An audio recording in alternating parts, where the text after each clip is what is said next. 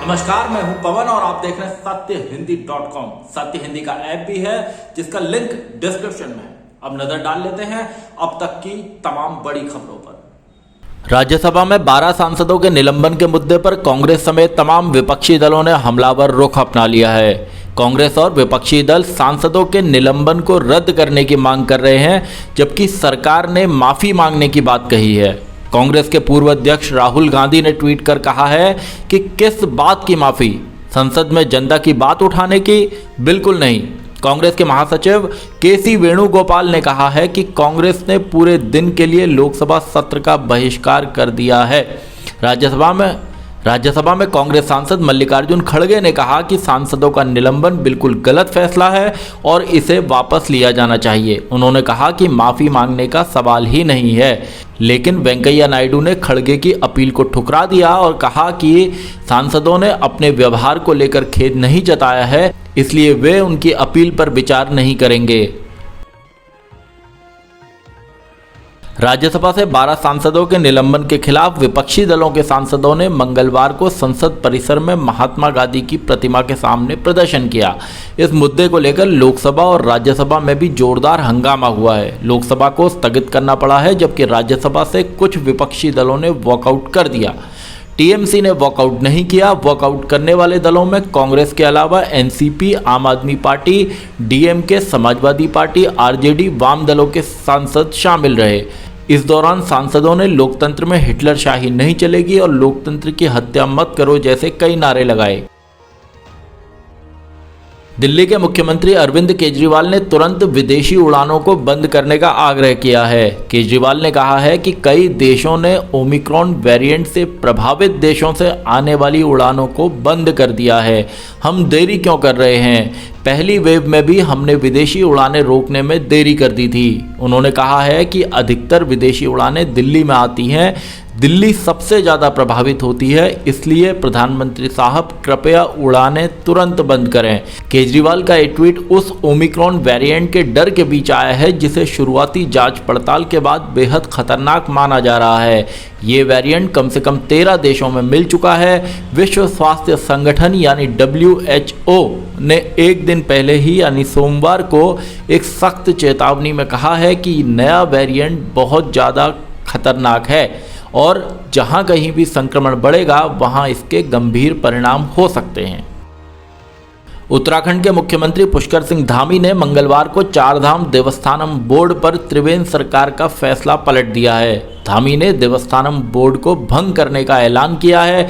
त्रिवेंद्र सरकार के समय चारधाम देवस्थानम प्रबंधन बोर्ड अस्तित्व में आया था, लेकिन तीर्थ पुरोहितों, हक हुकूकधारियों ने इसका पुरजोर विरोध किया था। कांग्रेस और आम आदमी पार्टी ने भी इस मुद्दे पर सरकार को घेर लिया था। सरकार का तर्क था कि बद्रीनाथ, केदारनाथ, गंगोत्री, यमुनोत्री धाम समेत 51 मंदिर बोर्ड के अधीन आने से यात्री सुविधाओं का विकास होगा। बीजेपी को चुनाव में इस मुद्दे से सियासी नुकसान का डर था, इसलिए उसने अपने कदम पीछे खींच लिए।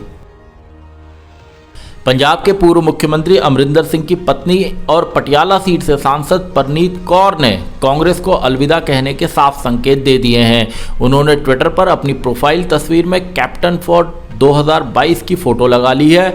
उन्होंने अपने ट्विटर बायो से कांग्रेस शब्द भी हटा लिया है। इससे साफ है कि वह अब कांग्रेस के साथ नहीं हैं। इधर अमरिंदर सिंह सोमवार को हरियाणा के मुख्यमंत्री मनोहर लाल खट्टर से मिले और कहा कि बीजेपी के साथ उनका गठबंधन पंजाब में सरकार बनाएगा। पंजाब में 3 महीने के भीतर विधानसभा के चुनाव होने हैं। पंजाब कांग्रेस के प्रभारी हरीश चौधरी ने कुछ दिन पहले ही परनीत कौर को नोटिस भेजा था। चौधरी ने नोटिस में लिखा था कि उन्हें परनीत कौर के लगातार पार्टी विरोधी गतिविधियों में शामिल होने की जानकारी मिल रही है। संसद से बिना चर्चा के ही कृषि कानूनों को वापसी वाला बिल पारित किए जाने के बाद मोदी सरकार पर विपक्ष हमलावर है। कांग्रेस के वरिष्ठ नेता पी चिदंबरम ने मोदी सरकार को निशाने पर लिया है। उन्होंने कहा कि प्रधानमंत्री नरेंद्र मोदी का किसी भी मुद्दे पर बहस का आश्वासन एक मजाक था, क्योंकि बिना बहस के ही कृषि बिलों को निरस्त कर दिया गया। चिदंबरम ने कहा कि बहस को नकारने का कृषि मंत्री का तर्क चौंकाने वाला था। चिदंबरम ने कहा कि विधेयकों को बिना बहस के पारित कर दिया गया। दोनों पक्षों के सहमत होने पर बिना बहस के ही विधेयकों को निरस्त कर दिया गया। जो भी हो, लेकिन कोई बहस नहीं हुई। चिदम्बरम ने कहा कि बहस रहित संसदीय लोकतंत्र जिंदाबाद रहे। बता दें कि प्रधानमंत्री मोदी ने सत्र की शुरुआत में कहा था कि सरकार किसी भी मुद्दे पर बहस के लिए तैयार है, लेकिन कृषि कानूनों की वापसी का बिल बिना चर्चा के महज 4 मिनट में लोकसभा से पारित कर दिया गया और यही हाल राज्यसभा में हुआ। विपक्ष बहस की मांग करता रहा, जिसके बाद विपक्ष ने हंगामा किया और सदन की कार्यवाही बाधित हुई। भारतीय मूल के इंजीनियर पराग अग्रवाल ट्विटर के सीईओ बनते ही विवादों में घिर गए हैं। जहां एक और कम उम्र में इतने बड़े सोशल मीडिया प्लेटफॉर्म का प्रमुख बनने पर उनकी तारीफ की जा रही है, दूसरी ओर उनके एक पुराने ट्वीट को लेकर उनकी आलोचना भी की जा रही है। हालांकि यह ट्वीट कई साल पुराना है और उस पर उन्होंने सफाई भी दी है, पर फिर भी उन पर सवाल उठ रहे हैं। पराग अग्रवाल ने 26 अक्टूबर 2010 के इस ट्वीट में लिखा था, अगर वो मुसलमान और चरमपंथियों के बीच अंतर नहीं करने वाले हैं तो फिर मुझे गोरे लोगों और नस्लवादियों में अंतर क्यों करना चाहिए। वे उस समय ट्विटर में नहीं थे। पराग अग्रवाल ने कहा है कि यह बात कॉमेडियन आसिफ मांडवी ने डेली शो के दौरान कही थी, जिसे उन्होंने ट्वीट किया था। दरअसल इस कार्यक्रम में कई कॉमेडियनों ने भाग लिया था और इसमें काले लोगों के अधिकारों के बारे में बात हो रही थी, लेकिन इस ट्वीट पर लोगों ने तीखी प्रतिक्रियाएं दी हैं। कांग्रेस को दरकिनार करके अपनी पार्टी टीएमसी को चर्चा में लाने की कोशिश में लगी पश्चिम बंगाल की मुख्यमंत्री ममता बनर्जी आज मुंबई में हैं। अपनी इस 3 दिवसीय यात्रा के दौरान वे महाराष्ट्र के मुख्यमंत्री उद्धव ठाकरे और राष्ट्रवादी कांग्रेस पार्टी के प्रमुख शरद पवार से मिल सकती हैं। समाचार एजेंसी पीटीआई के मुताबिक बंगाल में निवेश लाने के उद्देश्य से 1 दिसंबर को राज्य के उद्योगपतियों के साथ बैठक करने का भी ममता बनर्जी का कार्यक्रम है।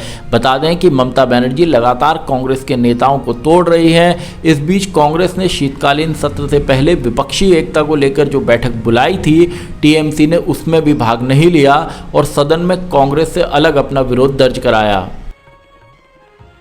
इलाहाबाद हाईकोर्ट ने जेएनयू के छात्र शर्जील इमाम को एक मामले में जमानत दे दी है।